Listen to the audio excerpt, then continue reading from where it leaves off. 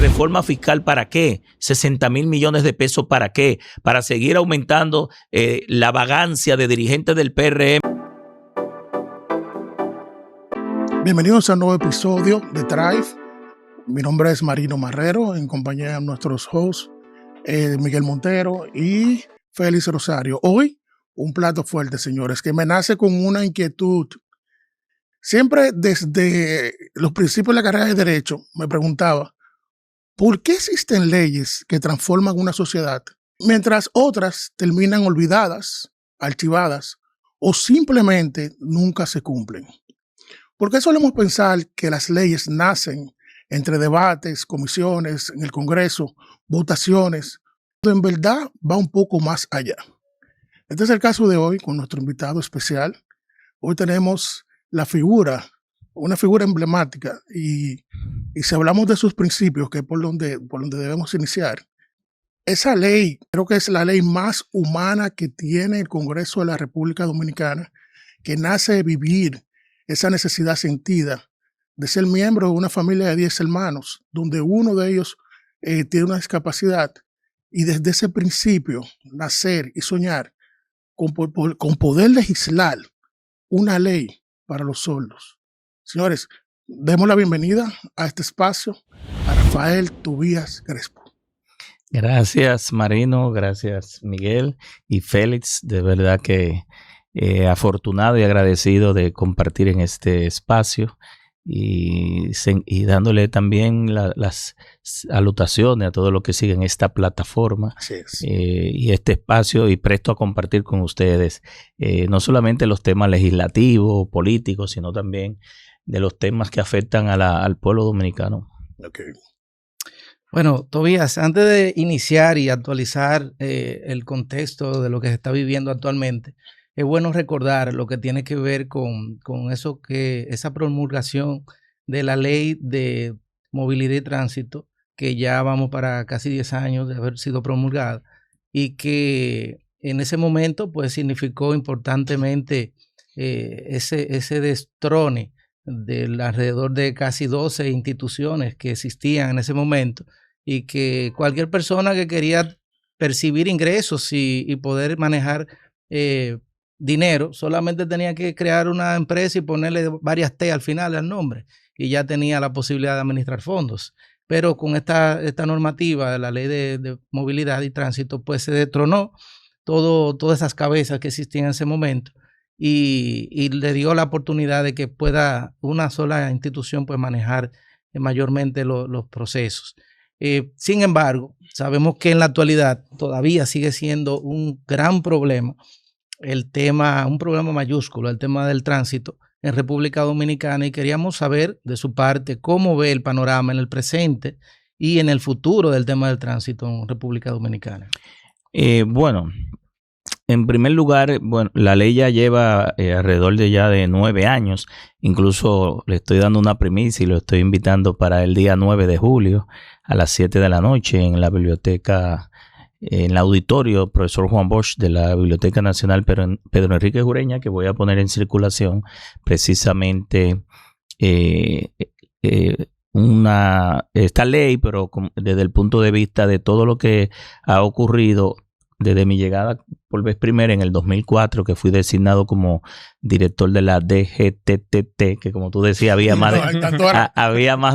había cerca de 12 instituciones. Yo decía, muchas eran entelequias, que más que aportar a la planificación, al ordenamiento, al control, al monitoreo y a la sanción de este sector, lo que hacían era entorpecer todo esto. Entonces, durante más de 30 años se estuvo pidiendo, 20 o 30 años, una nueva ley, una única autoridad, una sola autoridad. Y bueno, esta ley vino a derogar la antigua ley 241, que precisamente ese mismo año, en diciembre del 2017, cumplía 50 años, desde el año 1967, que las condiciones de la República Dominicana no eran las mismas que las que hay hoy.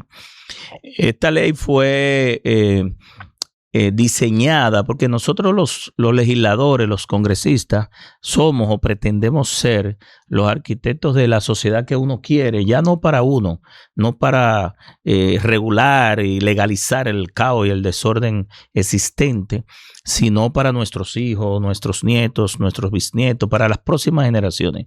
Y esta ley apunta a eso, a que durante más de 30 o 40 años, pues, esta ley pueda normar y regir el sector.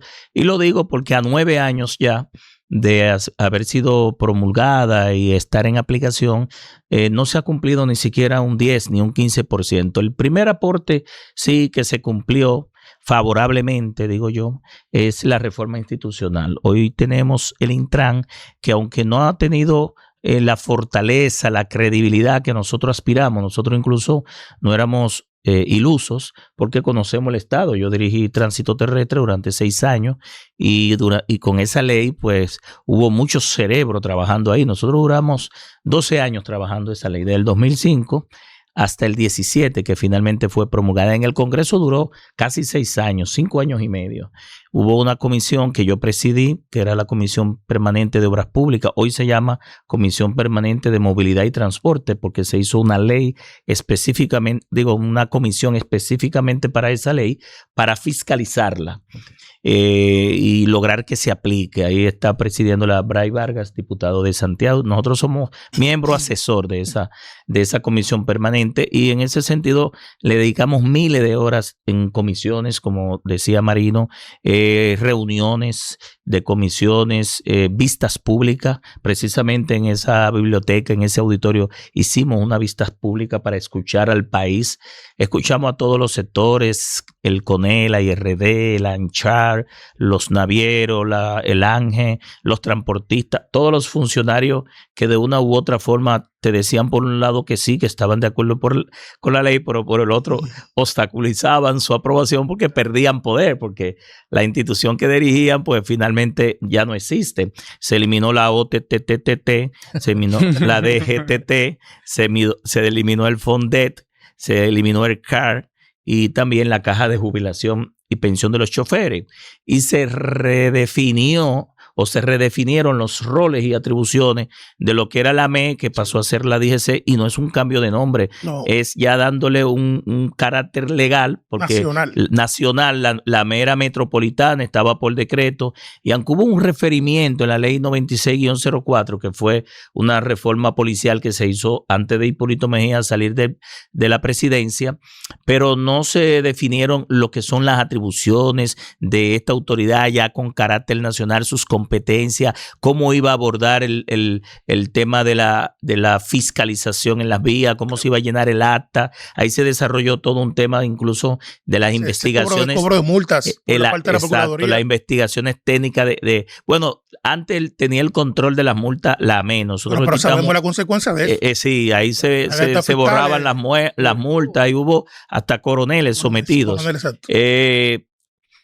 Pero también se definió unidades técnicas de investigación de tránsito en la DGC, que creo que todavía no han puesto a dar en marcha. Esto es para que donde quiera que hubiese heridos, fallecidos, claro, daño a la propiedad pública, a la propiedad privada, se preparara un peritaje, un informe técnico, científico sobre la causa de ese accidente, quién fue responsable y los daños que causó, para que eso, cuando vaya a justicia, el juez, las partes, en este sentido el Ministerio Público, las víctimas o los abogados de las víctimas, tuvieran una mejor calidad en la decisión, claro, que se pudiera... Un plano fáctico real. Exacto. Entonces, aquí lo que estamos hablando de una ley que va a regular por mucho tiempo, y lo digo por mucho tiempo, porque esto es una ley que va a regular conductas e inconductas.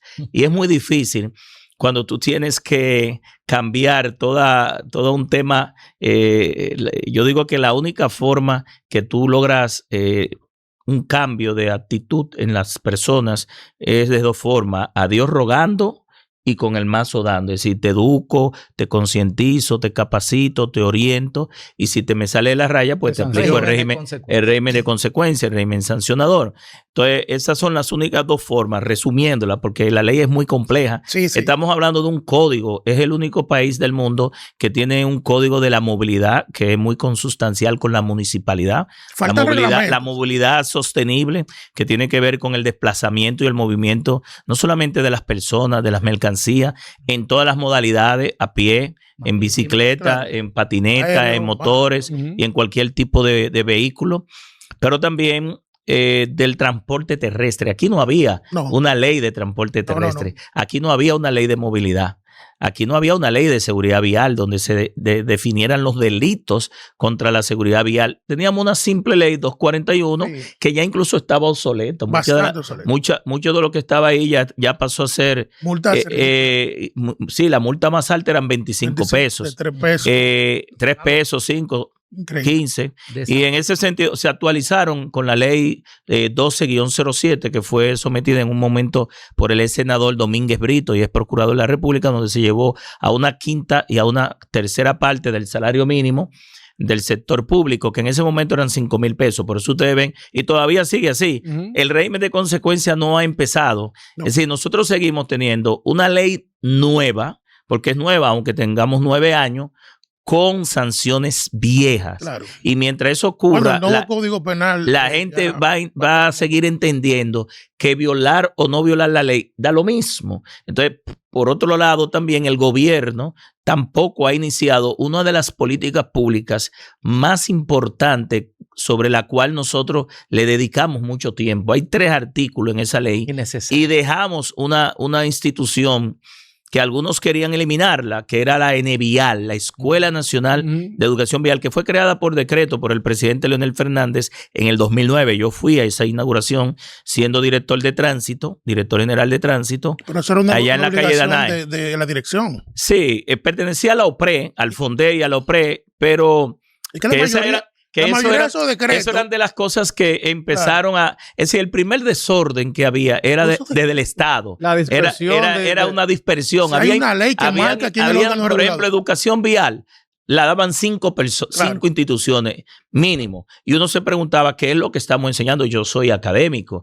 Y tú preguntabas si se enseñaba A, B, C. No había una política unificada sobre la educación vial. Entonces esta ley ordena en 3 de sus artículos que la Escuela Vial del Intran, junto con el Ministerio de Educación, el Consejo Nacional de Educación, inserten ya de una vez por todas. Y ahí yo tendría como una mayor tranquilidad ya de que en algún momento, en una generación o en una generación y media educativa, estamos hablando de 12 a 15 años, nosotros vamos a ver nuevos peatones, nuevos pasajeros y nuevos conductores. Cuando empiece de 0 a 5 años en la parte inicial, de primero a sexto en la parte primaria, y de primero a sexto en el nivel secundario.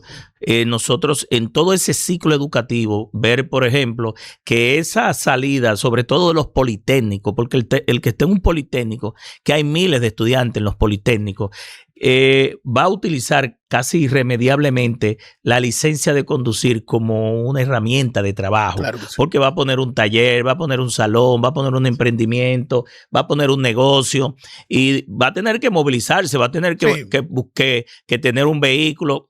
En muchos de los casos, no necesariamente. Y en ese sentido, yo entiendo que cuando eso se dé, nosotros vamos a ver un cambio de actitud en las vías públicas. Pero mientras eso no se dé y mientras tengamos el régimen sancionador siendo el mismo anterior, la cosa sigue igual.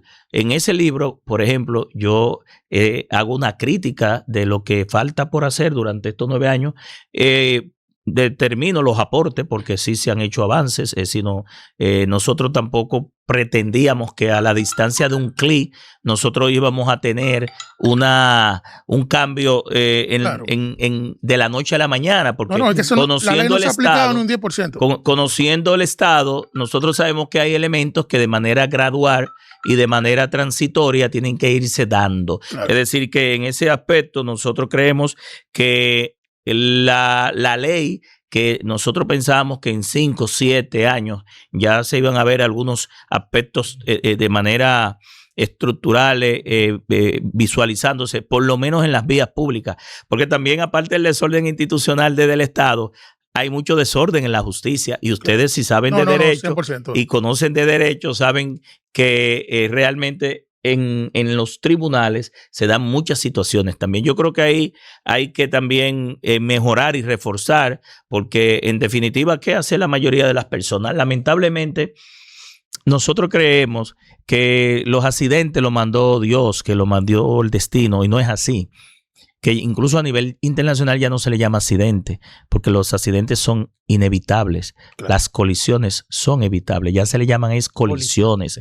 El 98% de las colisiones son evitables. El 2% de los accidentes son inevitables, porque eso es causa mayor, caso fortuito, claro. Una emergencia, un terremoto, un huracán, un maremoto, que se cayó un poste del tendido, que te salió una vaca de imprevisto, un niño, y tú no pudiste hacer más que frenar. Pero hay un porcentaje de imprudencia también. Por eso es que se catalogan los accidentes, las colisiones, las muertes, como un homicidio involuntario, aunque en esta ley ya nosotros llevamos a un nivel de mayor sanción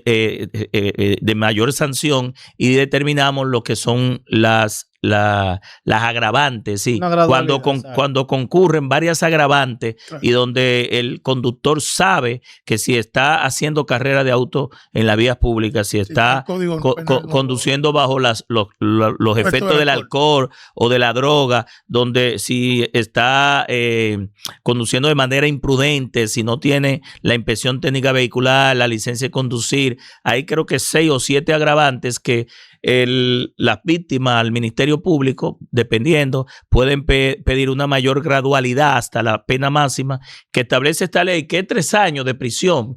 Y se criticó mucho que se bajó de 5 años a 3, que tenía la ley 241, pero yo debo decir lo siguiente.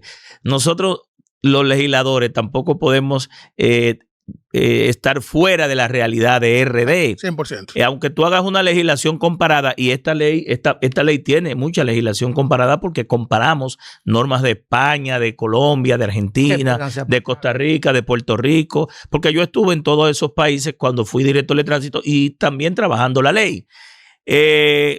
La mayoría de las personas se van por lo civil, sí, claro. Y dejan lo penal, porque lo penal deja lo civil en estado, y entonces la gente ya, el muerto lamentablemente está muerto, hay que solventar los gastos funerarios, la familia que dejan, pero también el que está herido, sobre todo los motoristas, que en un 60, un 70% de las colisiones está involucrada una motocicleta. Con lesiones permanentes. Muchas veces quedan parapléjicos, cuadraplégicos, el que era el sostenedor económico de su hogar, claro, pasa a ser una carga para su familia, para su esposa, para sus hijos, y entonces la gente prefiere irse por lo civil, ver si logra conseguir algo con el seguro, exacto, o una indemnización, y sobre esa base se dice en derecho que la prisión es la excepción y la libertad es la regla. Entonces, en estos temas de tránsito, a menos que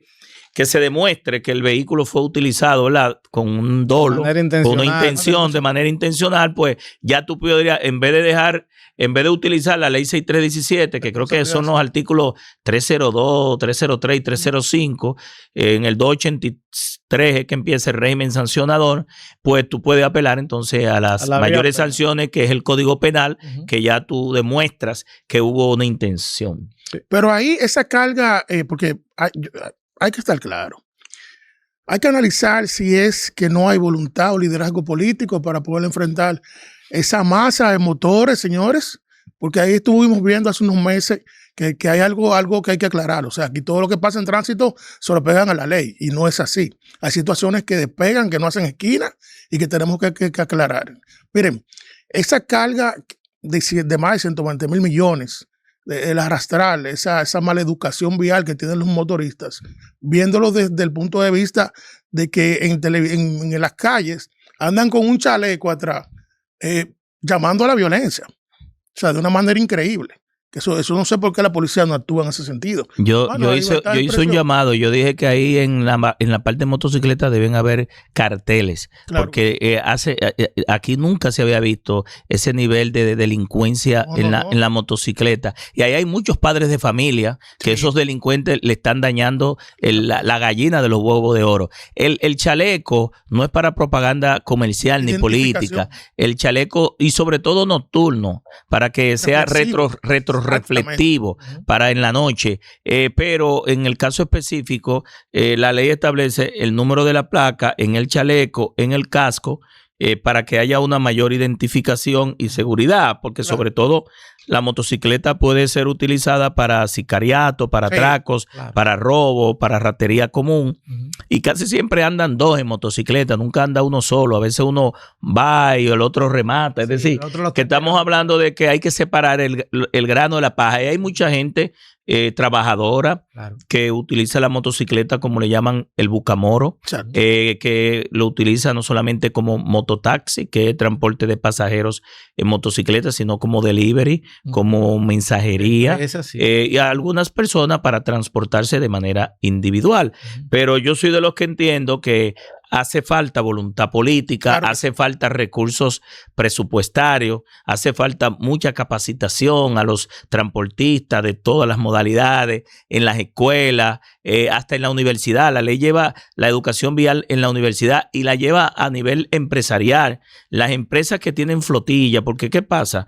Un 40% de las colisiones se dan en el trayecto de tu casa al trabajo, durante la jornada laboral y de vuelta de tu trabajo a la casa. Y eso se convierte, más que en una colisión, en un accidente de trabajo, un accidente laboral que tiene todas las implicaciones de salud ocupacional, de salud en el trabajo, pérdidas de horas hombre, ¿verdad? Lo que le llama la OMS y la OPS, el AVA, los años de expectativas perdidas de vida, cuando una persona a los 23 años, 25 años pierde la vida y las expectativas de los hombres son 74, por ejemplo. Estamos hablando que se ha perdido ahí 40, el país, la sociedad ha perdido 49 años, pero también si es un trabajador, lleva a temas, cuando no fallece, a temas de discapacidad. Le llama el sector empleador, ¿verdad? Horas hombre y pérdida de productividad. Entonces yo creo que aquí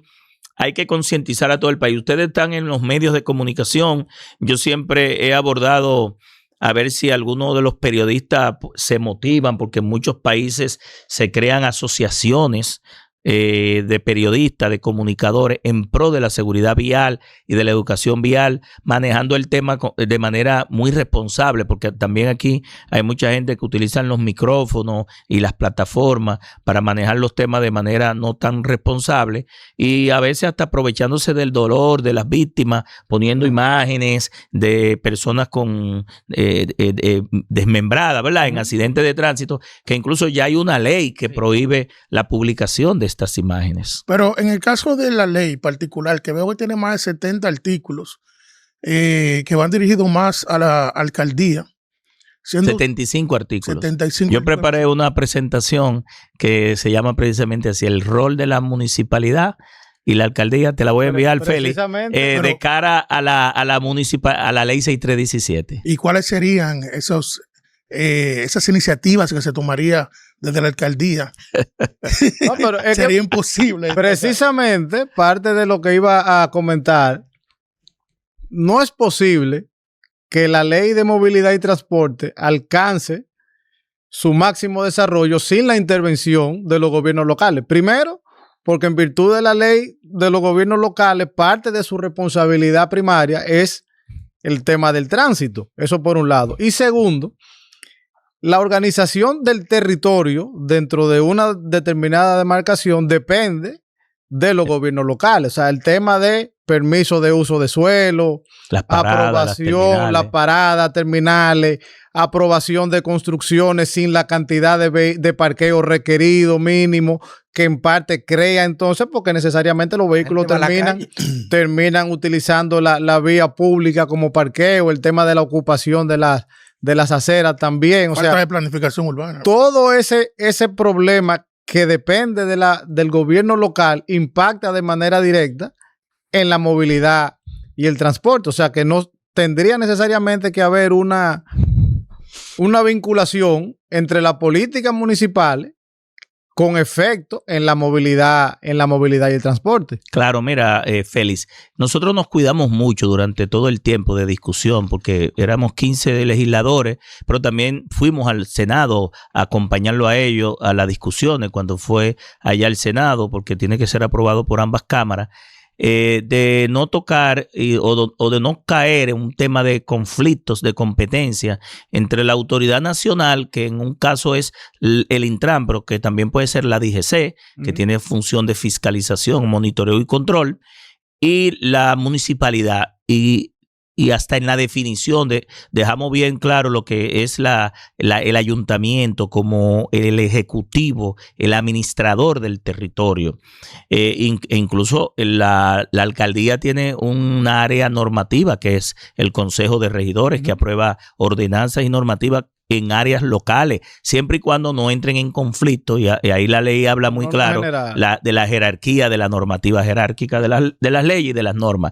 Y en ese aspecto, si tú vas a la ley habla en más de 75 artículos, el Intran y los ayuntamientos en su área de jurisdicción. El Intran y los ayuntamientos, ¿qué significa?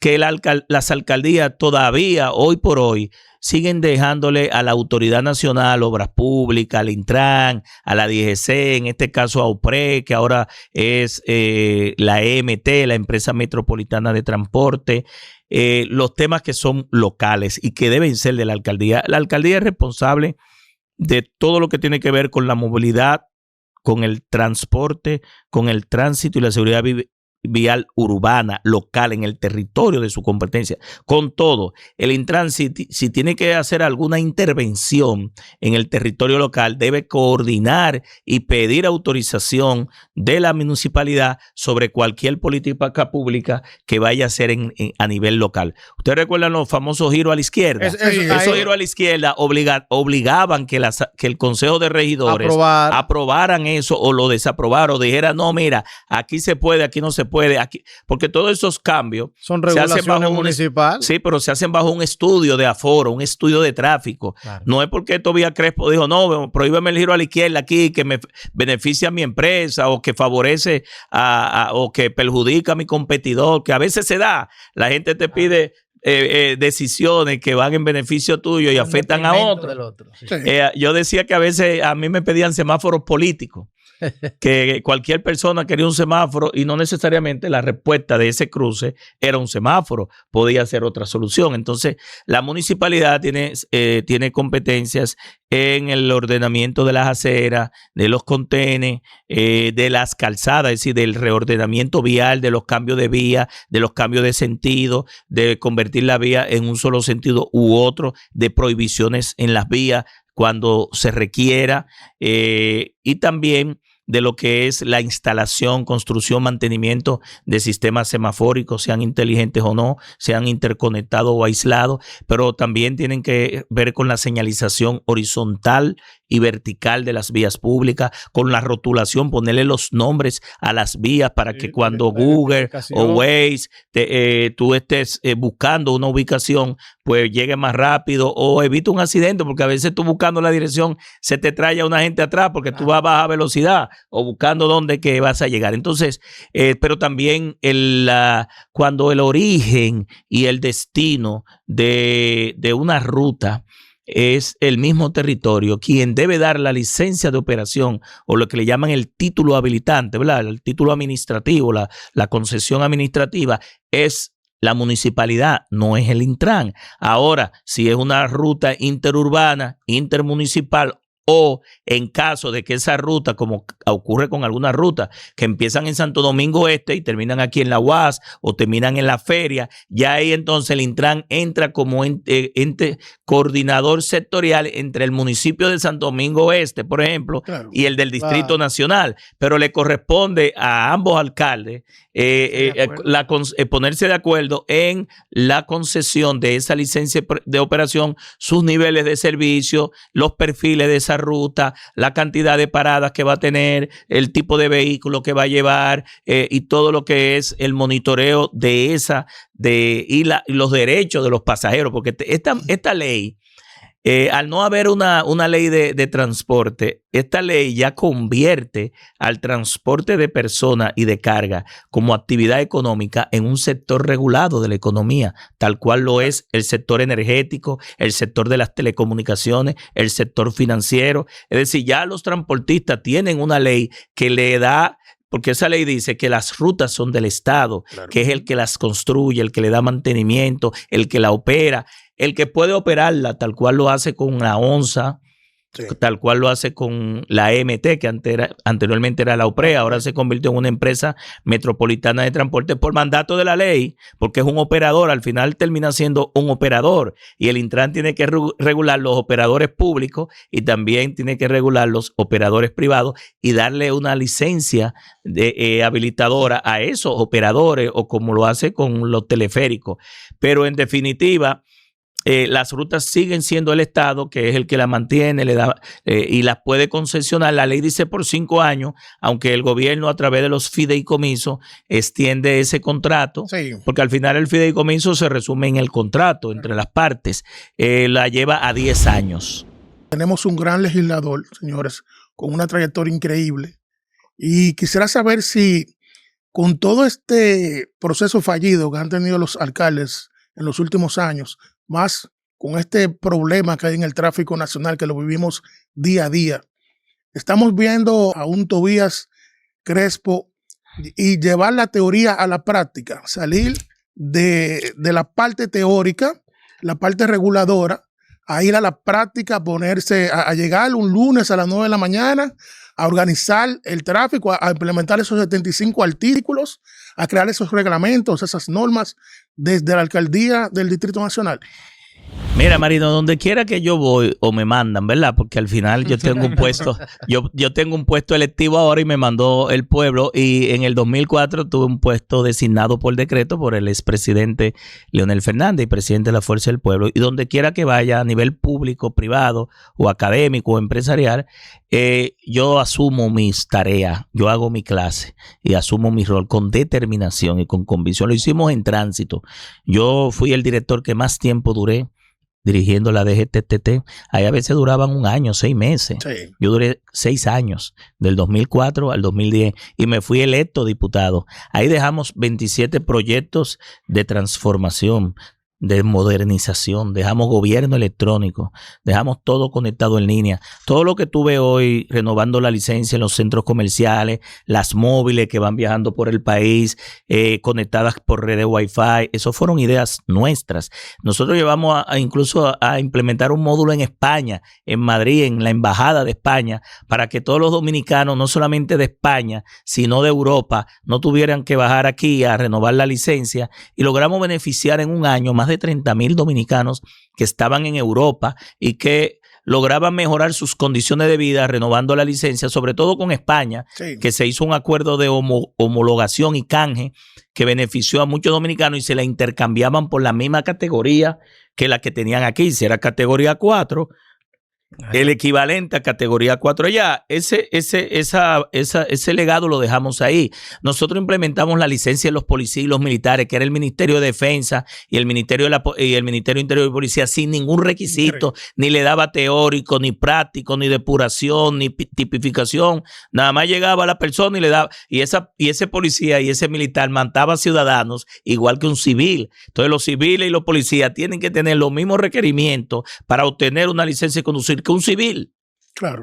Sí. Porque es que va a conducirse de manera igualitaria en las vías públicas, convivencia entre recursos escasos. Entonces, pero también nosotros llevamos el tráfico en línea, las cámaras que tenía el Centro Inteligente de Control de Tráfico. Ustedes han visto que hay un sometimiento sobre el ITS, claro, del Intran. Yo lo dirigí por 6 años y eso lo instaló por vez primera Leonel Fernández en el año 1996. Y eso el video en línea con la ayuda y la donación de una de las principales empresas de telecomunicaciones del país, que yo trabajé en ella durante 13 años, gran parte de mi vida lo subimos en línea para que la gente viera dónde estaban los tapones. Todavía no existía estas plataformas de Waze, de Google, si existían, daban servicios todavía muy genéricos, muy limitados y muchas cosas más. Yo creo que la pregunta tuya creo que va basada en una expectativa de que 100%. hay amplios sectores del Distrito Nacional, sobre todo comunitarios, juntas de vecinos, amas de casa, dirigentes de transporte, motoconchistas, de guagua, de choferes, profesionales, emprendedores, empresarios y comerciantes que están impulsando las aspiraciones nuestras a la alcaldía del Distrito Nacional para el año 2028. Nosotros lo que hemos estado haciendo es desde el año pasado, desde octubre, hemos estado recorriendo la circunscripción 1, la 3, la 2, que es la circunscripción nuestra, donde yo he estado durante casi 40 años a nivel político. No me calculen la edad, tengo 58. Y luego de ver el nivel de aceptación, el nivel de simpatía, de admiración y sobre todo las posibilidades de que la Fuerza del Pueblo pueda recuperar por completo, así como lo hicimos con Omar Fernández, que pudimos ganar la senaduría del Distrito Nacional. Hoy la Fuerza del Pueblo en esta plaza del Distrito Nacional, en el Gran Santo Domingo y en las grandes plazas está en primer lugar por encima del PRM. El PRM ha bajado de un 49 a un 26 y lo dicen las encuestadoras que son parte de ellos, que le han hecho encuestas a ellos mismos. Es decir, eso a nivel político es un golpe de Estado, sí, claro, político electoral. El PRM no hay forma que se levante. Entonces yo creo que luego de ese proceso que hemos realizado durante esos meses, que vamos a seguir escuchando a la gente ya hacia afuera, porque nos hemos dado cuenta que hacia lo interno de la Fuerza del Pueblo tenemos un nivel de aceptación casi unánime. Cuando digo casi unánime, en las 3 circunscripciones, en la capital completo,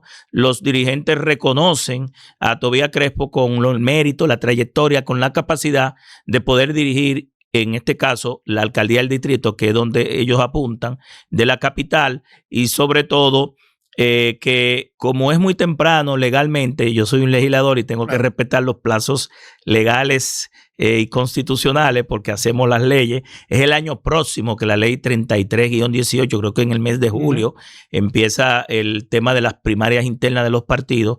Pero si desde que la Fuerza del Pueblo aperture ese mandato legal de las primarias o la escogencia de las candidaturas para la alcaldía, Tobías Crespo y su equipo estaremos inscribiendo nuestra candidatura a la alcaldía. Bueno, para nosotros sería una bendición. Pero vamos a asumir, es decir, eso no es para ocupar un espacio en caso de que se dé. Porque cuando yo voy a la foto, la pasarela, no se va a terminar. En los recorridos, lo que yo he visto y lo que me ha dicho la gente, mire que yo soy muy amigo de la alcaldesa, incluso trabajó en la empresa que yo trabajé de telecomunicaciones y hemos compartido muchos encuentros políticos, ¿verdad? De coincidencia. Pero la realidad es la realidad. Pero lo que la gente dice es que esta es una alcaldía de pasarela, de modelaje, de cámara, de poses, de marca, pero es una alcaldía que está retirada, fuera del territorio, no está cerca del territorio, no está cercana a la gente, donde ni siquiera cumplen con el presupuesto participativo. Ese presupuesto del año pasado, la alcaldía del distrito manejó más de 5,000 millones de pesos del presupuesto de ingresos y gastos que le aprobó la sala capitular o el Consejo de Regidores, y más 2,000 y pico de millones de pesos que el presidente Luis Abinader, a través de la Liga Municipal Dominicana, FEDOMU, le transfirió a la alcaldía del distrito más de 2,000 millones de pesos. Es decir, si estamos hablando de más de 7,000 y pico de millones de pesos que no se ve en los barrios. No, para nada. Los barrios siguen teniendo los mismos problemas de estacionamiento, los mismos problemas de tránsito, los mismos problemas de aceras, de ocupación, de contenes, de espacios públicos, aunque se le ha dado maquillaje a muchos parques que venían de la gestión anterior, sobre todo con el apoyo del sector privado, que ha ayudado mucho a la alcaldía, varios sectores económicos, que eso no es malo, siempre hay que hacer alianzas público-privadas, privada, porque el Estado no lo puede hacer todo solo, ni siquiera la alcaldía. Por ejemplo, una de las principales preocupaciones que ahora está saliendo en todas las encuestas, ya no es la seguridad ciudadana, No. en el distrito y en el Real Santo Domingo, es el drenaje pluvial. Sí, por el drenaje crecimiento vertical. pluvial se le ha impuesto a la seguridad ciudadana como la principal preocupación, que es la histórica siempre en el tema del dominicano. Y en ese aspecto yo creo que hay que derramar ese presupuesto a los territorios, a los barrios, hay que transformar.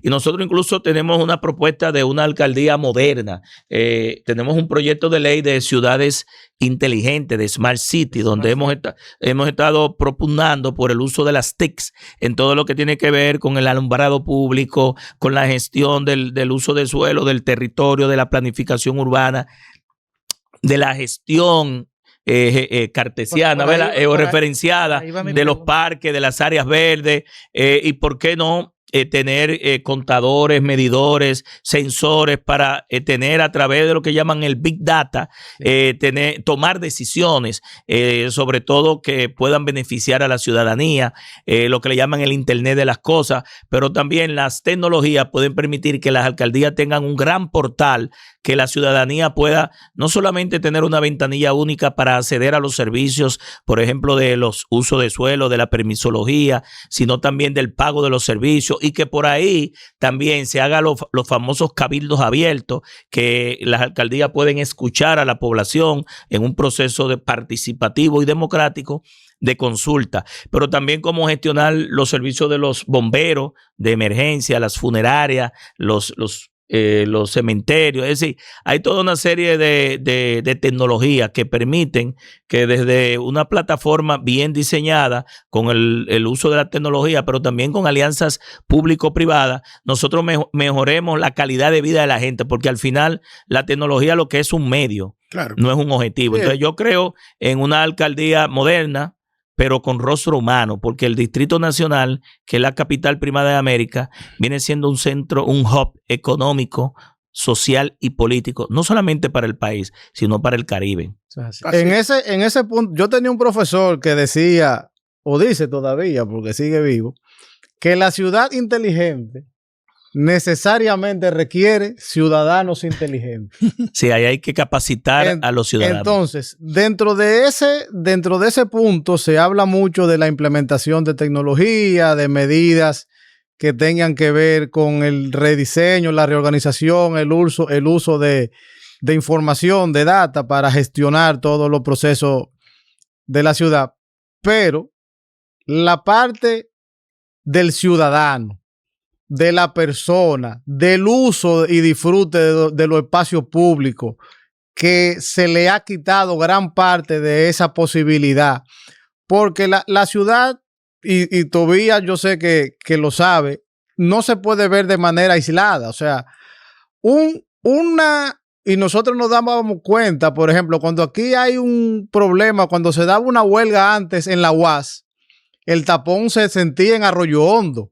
O sea, cuando se hace aquí una construcción o hay un problema de tránsito en la parte norte de la ciudad, te afecta. Sí, porque el tránsito es probabilístico, no determinístico. Te afecta y entonces eso pasa en todo, igualmente en el uso de suelo. O sea, una construcción que te impacte una zona, es posible que te haga que la persona te genere una movilidad dentro de la misma ciudad, porque quizá hasta un espectáculo público. Un espectáculo el Centro público. Olímpico te paraliza el polígono central. Te paraliza el polígono central y el tema de las construcciones también. Entonces, esa parte de recuperar para el ciudadano los espacios públicos, el uso, el disfrute, el poder caminar, el tema de las aceras con los espacios suficientes, el tema de los parques, pero no con la estructura que como bien dijiste, que se viene señalando, sino que realmente permita que los ciudadanos puedan interactuar, puedan hacer esa dinámica de trabajo, de convivencia. ¿Cómo se puede eso? No aplica lo mismo en la circunscripción 1 que en la circunscripción 3. No, son territorios totalmente diferentes que requieren soluciones diferentes. Entonces, ¿qué ha podido Tobías observar en eso? Para tú poder lograr eso, Félix, eso se puede.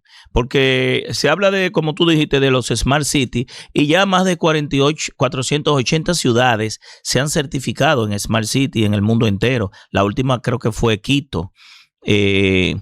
en Ecuador y la República Dominicana, incluso dentro del plan de transformación digital que tiene este gobierno, ha identificado 4 ciudades como modelo para ciudades inteligentes, que es el Distrito Nacional, Santo Domingo Este, Santiago, y yo no recuerdo qué otra ciudad más, si es La Vega o La Romana o es Pedernales, por el tema de cómo se está desarrollando Cabo Rojo allá. Pero lo importante es que tú involucres a las juntas de vecinos, que tú involucres a las administradoras de condominio, que tú involucres a la sociedad. Aquí una vez, yo recuerdo que mi amigo, que hoy es director de la ONSA y que participó mucho y aportó mucho en la ley 6317, el ingeniero Onésimo González, que es un especialista en el tema, y ha estado en todas las instituciones, ha dirigido todas las instituciones, no hay una que no haya estado o que no haya dirigido desde los años 78, cuando se fundó ONATRATE. Y en ese sentido yo creo en el involucramiento de los ciudadanos. Esa es la magia. Y casi ya finalizando, no podemos irnos sin hablar de reforma fiscal. Hoy tienen sección, casualmente, ¿verdad? De aquí yo voy para allá. De aquí va para allá. ¿Y qué espera el pueblo dominicano con todo esto de la reforma fiscal? Bueno, el pueblo que puede esperar un golpe, un paquetazo encima de la yugular, como dicen. Ellos le hablaron que esto es que el anticrisis, yo le digo que el anticristo, el PRM, el anticristo. Y aunque quieran justificarlo porque han invertido una millonada en la parte mediática para tratar de convencer al país, le ha salido muy bien. Al que no le va a salir muy bien es al pueblo dominicano. Esta reforma fiscal, este paquetazo va a afectar la clase media. Porque al final todo lo que tú le pones al sector privado como impuesto se lo transfiere a los ciudadanos, a los consumidores, en servicios, en precios, en márgenes. Va a afectar a la clase media, que es la que siempre carga con las grandes evasiones de los grandes millonarios y con los programas sociales de los pobres, que este gobierno ha relajado la parte de los programas sociales. Pero también va a afectar a los profesionales formales, a los informales, a los consultores, a los emprendedores. Es decir, y sobre todo al final también a la clase media y a la clase más desposeída, porque todo va a tener una dinámica, y lo hemos visto en los últimos 3 o 4 meses, un nivel de inflación acumulado que los ingresos del dominicano no logra alcanzar ese nivel de inflación. Entonces, esto es un momento donde hay crisis. Supuestamente el gobierno dice que no hay crisis, dice por un lado que todo está bien, que la economía está creciendo, que está creciendo el turismo, que está creciendo la zona franca, que está creciendo la remesa. Y mire qué contradicción. Un proyecto anticristo. Sí, es anticristo. Que mientras el gobierno dice que está siendo afectado por la crisis de Medio Oriente o por la guerra de Rusia con Ucrania, los sectores que son exógenos, entiéndase, zona franca, zona franca sobre todo exportación, turismo y remesas están creciendo. Entonces él le quita el argumento, y entonces el problema de la ineptitud, de la incapacidad de este desgobierno viene de temas internos del propio gobierno, que ha soltado en banda el país. Ahora mismo la economía está ralentizada, está estancada. Por más que el gobierno lo quiera decir, aquí en estos últimos 4 o 5 meses, de enero para acá, a la economía se le ha sacado más de 44,000 millones de pesos. Eso se siente y se resiente en el bolsillo. 100%. Entonces, la construcción tiene 2 años creciendo negativamente. El año pasado creció en -2. Entonces, no hay cuarto en la calle, los negocios se están cerrando, cadenas se están cerrando, poniendo muchas torres con se vende. Entonces, la pregunta es, ¿reforma fiscal para qué? 60,000 millones de pesos ¿para qué? Para seguir aumentando la vagancia de dirigentes del PRM con una nominilla que le llaman pensiones solidarias o pensiones especiales, que son darle de por vida un salario a un dirigente del PRM por el simple hecho de estar en el padrón de por vida. Este gobierno, supuestamente, dicho por el propio director de pensiones, ha dado más de 130,000 pensiones están relajando algo tan digno para una persona que termina su ciclo de trabajo como en las pensiones. Sin embargo, los envejecientes van allá a pensiones con su foldecito y le dicen que todavía no acumula las 360 cotizaciones y que tiene que esperar a acumularla y completarla. Y esa persona se levantó temprano a las 5 de la mañana, tal vez estuvo trabajando 28 años, 27 y no llegó a los 30 años, que son los que le permiten las 300 cotizaciones. Pero peor aún, han implementado bono hermano, bono primo, bono estudiante, bono madre. Sí, han relajado el tema de los bonos y te han dicho, por ejemplo, que han reducido la pobreza, pero cuando ellos llegaron, habían 650,000 personas que recibían los bonos. Ahora hay 1.200.000. Ese han multiplicado por 2 los pobres y dicen que han bajado la pobreza y han multiplicado el monto. Pero también en diciembre pasado el gobierno tiró 3 millones de tarjetas, pero habían 2.1 millones de pobres según lo que dicen las autoridades. O hay menos ricos o hay más pobres. Entonces uno no entiende este desorden. Entonces ese dinero realmente va a ser para gastos, para aumentar el gasto corriente, para dilapidar los recursos del Estado y para corrupción, porque este gobierno, donde quiera que tú lo puyes, da pus de corrupción. Bueno, estamos agradecidos por la presencia de uno de los legisladores más destacados de la República Dominicana, más que todo por su legado. Señores, pregúntense y pregúntenle a muchos legisladores actuales qué han hecho por ustedes, qué han hecho por el país, cómo han podido cambiar la vida o impactado a la República Dominicana en algún aspecto. Pregúntense. De trayectoria tenemos de sobra. Y frente a una persona que pretende y que así será dirigir los destinos de la ciudad. Así que agradecido, Rafael Tobías Crespo, por su participación aquí en TRAI. Gracias por invitarme y quiero recordarte, porque tú iniciaste el programa con respecto a la ley 637, pero también a la ley de lengua de señas. Así es. Pues ya yo tengo 5 leyes aprobadas y no llega un 2% los diputados que logran aprobar una sola ley. Que esa ley de movilidad, recuerdo como ahora que el vicepresidente en ese momento, el mismo día que se aprobó en el Congreso, me dijo: te casaste con la gloria. Esa ley es más importante, claro que sí, porque afecta el día a día de la calidad de vida de la gente que la propia Constitución del 2010 y que la misma Ley de Seguridad Social.